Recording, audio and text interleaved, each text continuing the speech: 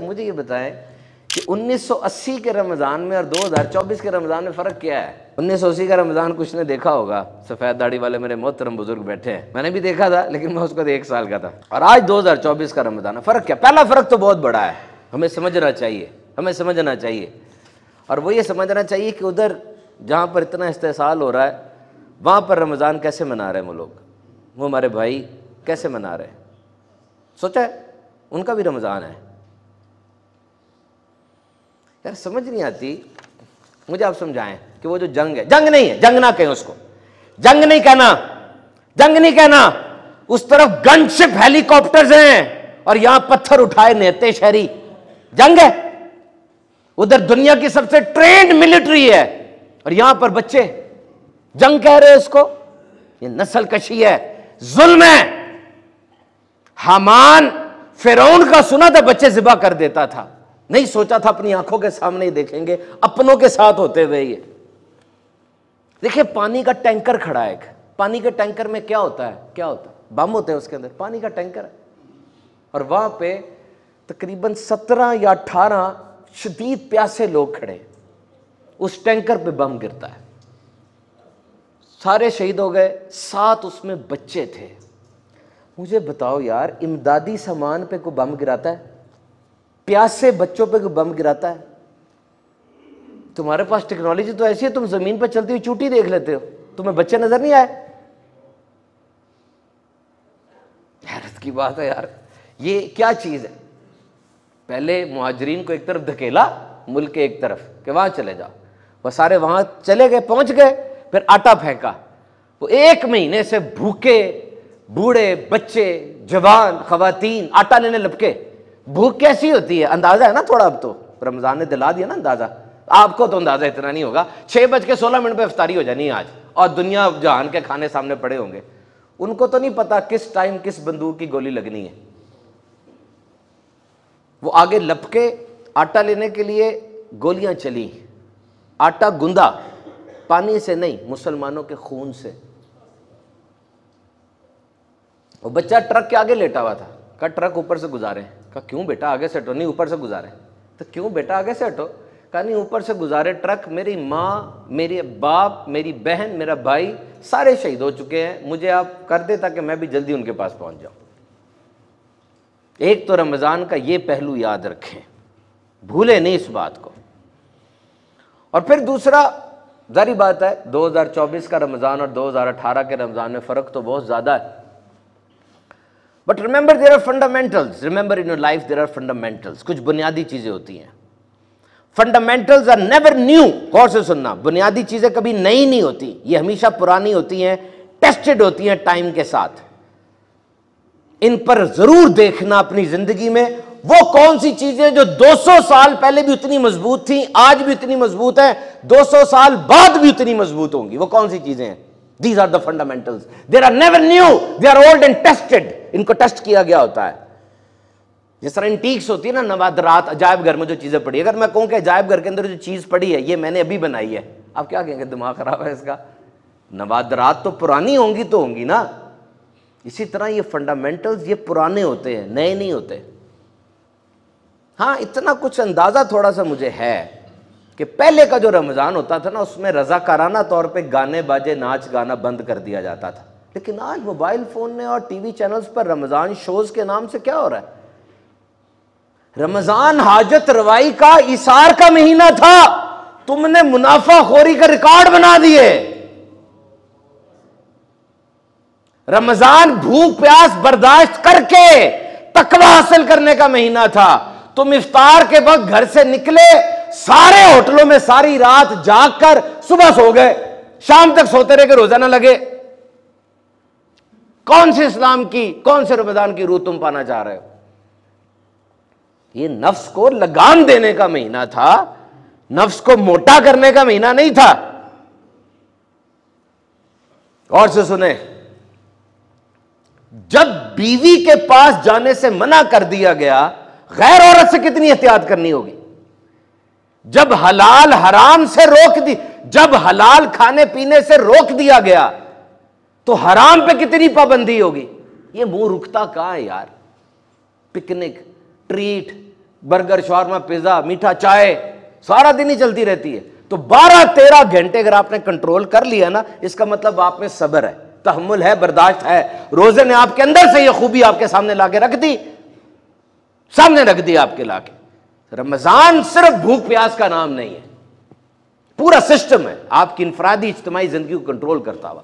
Ramzan is action, Ramzan अमल का नाम है, सिर्फ तकरीर और तहरीर नहीं। आप वाकई भूखे हैं इस वक्त, वाकई, और वाकई आप नमाजें पढ़ रहे हैं, तो ये जो अमल का जज्बा मिलता है, इसको पूरे साल स्पिरिट को लेके आगे बढ़ना है। तो ये तरबियत है। अब अगले साल रमज़ान आएगा, और रमज़ान हर साल आता है, याद रखिएगा। हम हर साल होंगे नहीं होंगे ये नहीं पता, क्योंकि ये रमज़ान है जिसमें ट्रेनिंग है। जब रमज़ान की पहली रात आती है ना, देखो कैसा एक सिस्टम हो रहा है। अल्लाह ताला की तरफ से हुक्म होता है, रिजवान, ये जन्नत के दरोगा हैं, रिजवान जन्नतों के दरवाजे खोल दो, ए मालिक ये जहन्नम के दरोगा हैं, जहन्नम के दरवाजे बंद कर दो, ए जिब्रील जमीन पे उतर जाओ, सरकश शयातीन को जकड़ दो, जकड़ दो। एक हदीस में आज रवायत में है कि समुंदर के नीचे बेड़ियां डाल के फेंक दो उनको, ताकि ये मेरे हबीब की उम्मत के रोजों में इस महीने में फसाद या खराबी ना कर सके। देखो जब कोई बड़ा बंदा आने लगता है ना, या बड़ा कोई दिन आने लगता है, तो पुलिस भी ऐसे ही करती है, वो ठाईगिरों को, बदमाशों को कैद कर देती है, सफाई करके गार्ड खड़े कर देती है। ये रमजान है जिसमें ट्रेनिंग करनी है। और याद रखिए, ट्रेनिंग और तरबियत का लफ्ज जो है ना बहुत वसी है, वैसे नहीं होती। कंफर्म करें ट्रेनिंग क्यों होती है। देखिए आपका रिश्तेदार, आपका दोस्त, आपका हमसाया, वो ट्रेनिंग पे गया, ट्रेनिंग पे गया, 1 महीने बाद वापस आया, उसमें तब्दीली कोई नहीं आई, वैसे ही है, ना अटेंटिव हुआ, ना डिसिप्लिन हुआ, ना चिंता, क्या कुछ भी नहीं है। ट्रेनिंग में खराबी नहीं है, बंदे में खराबी है। ट्रेनिंग में खराबी नहीं है, बंदे में खराबी है। सबने ट्रेनिंग की, सब ठीक हो गए, ये नहीं ठीक हुआ। जिस तरह पेट खराब हो जाए तो 2 वजूहात हो सकती है ना। एक वजह तो यह है कि खाने में खराबी है, खाने में खराबी होगी तो जिस जिसने खाया सबका पेट खराब होगा। जिस तरह भी पिछले दिनों यहां पर हुआ, वो खाने के बाद ड्राई आइस दी उन्होंने, माउथ फ्रेशनर था, वो खाने के बाद सबकी दांतों से खून निकलना शुरू हो गया। वो सबको ही हुआ ना, क्योंकि खाना खराब था। और अगर एक बंदे का पेट खराब हुआ, बाकी सबका ठीक रहा, तो इसका मतलब यह हुआ कि उस बंदे में खराबी है, उसने खाने का अंदाज ठीक नहीं रखा, बे टाइम का खाना खाया, बिंज ईटिंग की, ज्यादा खाया, कोई ऐसा किया। तो ट्रेनिंग सबके लिए सेम है, और वो सेम क्या है? रोजा। देखे ना यार, आप सोचे तो सही, सुबह एक ऐसे टाइम पे उठना जब हम नहीं उठते, अजीब सा टाइम है वो, और उठ के खाना भी खाना है, उसकी ताकीद है, सहरी करो, खाना खाया, अब फिर सोना है या जागना है, फिर सारा दिन भूखे भी रहना है, प्यासा भी रहना है, हलाल बीवी के पास भी नहीं जाना, और रात को काम करके जब जिस्म थक टूट जाएगा, अब 20 रकात नमाज भी पढ़नी है, और फिर आखिर में आके दुनिया से अलग होके तकाफ भी करना है, और लैलतुल कद्र को ढूंढना है। कैसी ट्रेनिंग है, समझ में नहीं आ रही, अकल में नहीं आ रही ना, अकल में नहीं आ रही। तो है बंदे, यही तो रमजान है कि मेरी अकल में आए ना आए, मेरी अकल तो मेरे रब के ताबे है, मेरी अकल मेरे अल्लाह के हुक्म के ताबे है। उसने ट्रेनिंग का फरमा दिया, मैं इस ट्रेनिंग के अंदर हूं, और मैं 30 दिन ये ट्रेनिंग करूंगा। और याद रखना, 30 दिन इतना बड़ा पीरियड है कि वाकई जो ये ट्रेनिंग इसी तरह कर लेना जो मैंने बताया है, वो बंदा फिर बाकी 11 माह बड़े आराम से गुजार लेगा।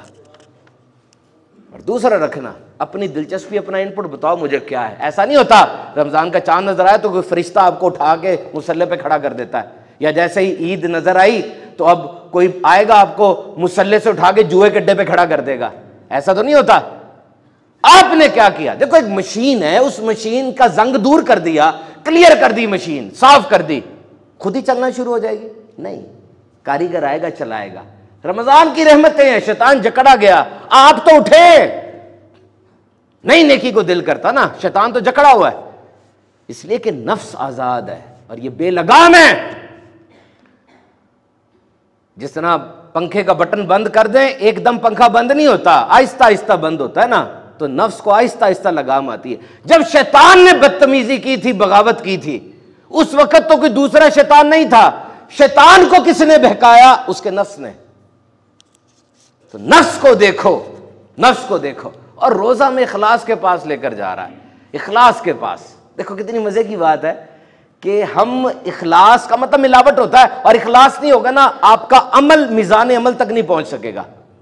इखलास जरूरी है, और इखलास कब जाता है? जब कंपटीशन हो, मैंने कारकर्दगी दिखानी है, मैंने जरा नुमाया होना है, और ये जो काम मैं कर रहा हूं इसके आखिर मुझे कोई इनाम भी मिलेगा, ये होता है ना। रोजे में ये तीनों चीजें नहीं है। किसको कारकर्दगी दिखानी है? कंपटीशन किससे करना है? आप तो बोल ही नहीं रहे मेरा रोजा है, आप तो चुप हैं, और आखिर में जो भी इनाम मिलना है किसी दुनिया के बंदे ने नहीं देना। हर नेकी का इनाम 1 गुना से 700 गुना होता है। रोजे के लिए कानून नहीं है, फरमाया रोजा मेरे लिए है, मैं खुद ही इसका इनाम दूंगा। और देख लेना, अगर कोई बंदा रोजेदार कुछ खा पी ले या बीवी के पास चला जाए, ऊपर से आसमान गिर जाएगा, उसके ऊपर आग आ जाएगी, कुछ भी नहीं होगा। कुदरत का कानून ये नहीं है, लेकिन वो नहीं कर रहा है, वो यही सोच रहा है मेरे अल्लाह की नाराजगी है, मैं नहीं इस तरफ जाऊंगा, मैं अपने अल्लाह के हुक्म के ताबे हूं।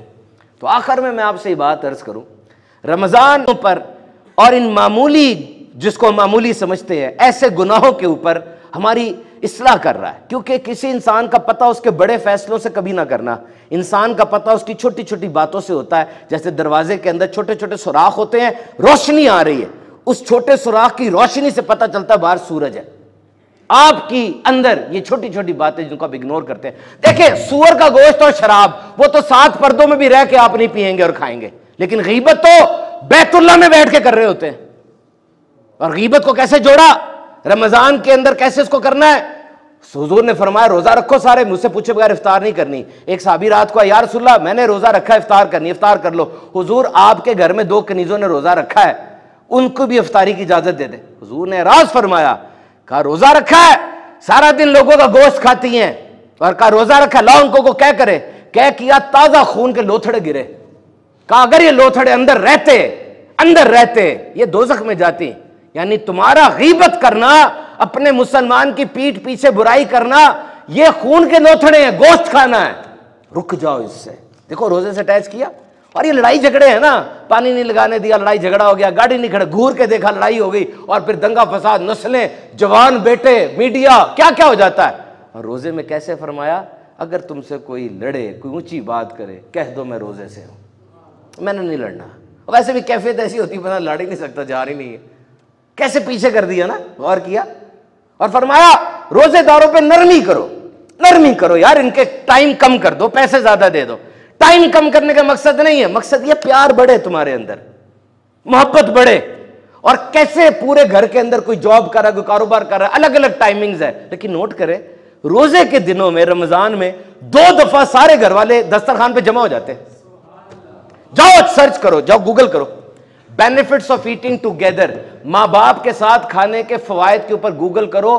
कितनी बड़ी रिसर्चेज हैं कि जो बच्चे मां बाप के साथ खाना खाते हैं, जिस घराने में मिलकर एक दस्तरखान पे खाना खाया जाता है, वहां पर बच्चों की वोकैबुलरी कितनी तेज होती है, बच्चों के ग्रेड्स कितने अच्छे आते हैं। तो अब सोचो और मुझे बताओ कि रोजा हमारी किस तरीके से तरबियत करता चला जा रहा है। अल्लाह ताला हमारे रोजे कबूल फरमाए।